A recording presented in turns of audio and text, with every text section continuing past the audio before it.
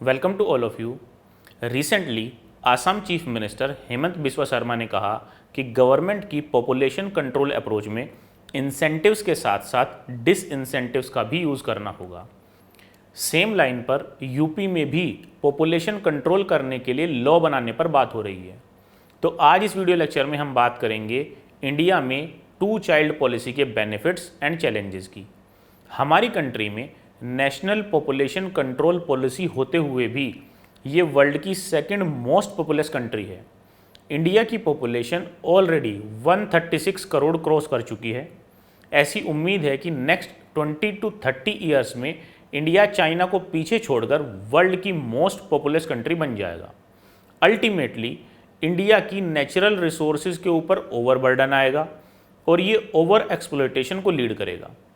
अगर हम Indian constitution की बात करें तो 42nd कॉन्स्टिट्यूशनल अमेंडमेंट एक्ट 1976 के थ्रू कॉन्स्टिट्यूशन के शेड्यूल 7 की कॉन्करेंट लिस्ट में population control and family planning को ऐड किया गया था। इसका मीनिंग ये हुआ कि पॉपुलेशन कंट्रोल करना state government and union government दोनों की ही रिस्पॉन्सिबिलिटी है। 2002 में national commission to review the working of the constitution ने पॉपुलेशन कंट्रोल के लिए अपनी रिकमेंडेशंस दी। इस कमीशन को हेड कर रहे थे MN वेंकटचला। इस कमीशन ने कहा कि पॉपुलेशन एक्सप्लोजन कंट्रोल करने के लिए कॉन्स्टिट्यूशन के पार्ट 4 है DPSP, पार्ट 4 में एक न्यू आर्टिकल 47A को इंसर्ट किया जाए। 2020 में पार्लियामेंट के राज्यसभा में एक private members constitutional amendment bill introduce किया गया।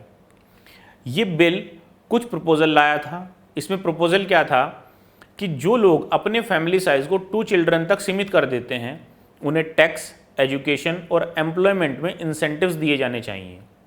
अब इस पॉलिसी के इम्प्लीमेंटेशन के जो चैलेंजेस हैं उनको समझने का सबसे अच्छा तरीका चाइना है।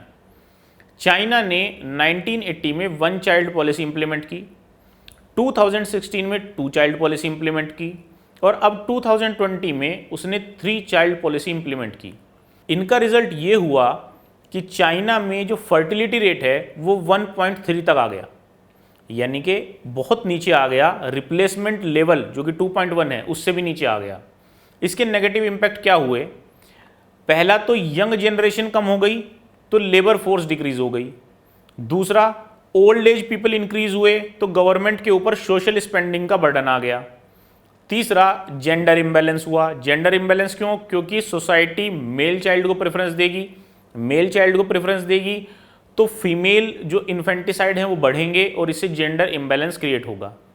अगर हम अपनी कंट्री की बात करें तो हमारी कंट्री में पॉपुलेशन कंट्रोल करना गवर्नमेंट और सोसाइटी दोनों की ही प्रायोरिटी होना चाहिए, लेकिन कोई भी एक सिंगल स्ट्रिक्ट पॉलिसी इंडिया के लिए फेवरेबल रिजल्ट नहीं दे पाएगी। तो अगर कोई सिंगल पॉलिसी सुटेबल नहीं है तब क्या स्टेप्स लिए जाने चाहिए?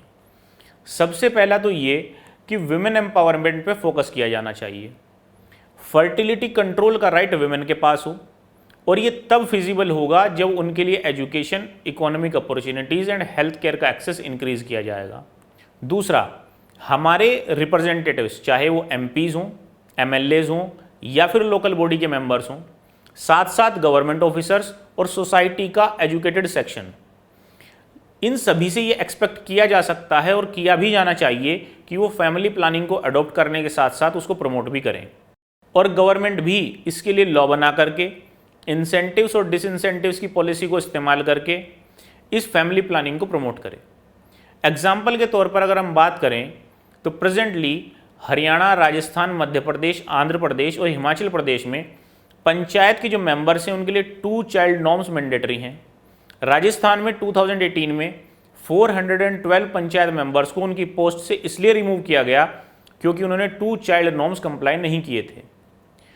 तीसरा ये कि सोसाइटी के जिन सेक्शंस में पॉपुलेशन ग्रोथ ज़्यादा है उनको आइडेंटिफाई किया जाए, चाहे वो रिलीजन बेस हो या कास्ट बेस हो। साथ साथ उसके कारणों को भी आइडेंटिफाई किया जाए।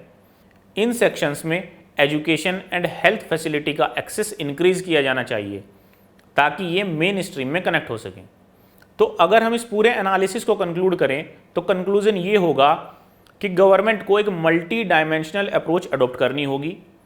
कोई भी एक single strict approach probably successful नहीं हो पाएगी। तो अगर गवर्नमेंट कोई लॉ भी बनाना चाहती है तो वो इन सभी डायमेंशंस को ध्यान रखे और एक ऐसी अप्रोच अडॉप्ट करे जो सोशल भी हो और साथ साथ सोसाइटी का खुद का ये इनिशिएटिव आए कि वो इस फैमिली प्लानिंग में, पॉपुलेशन कंट्रोल में एक्टिवली पार्टिसिपेट करे। So thanks for watching this video lecture. Thank you.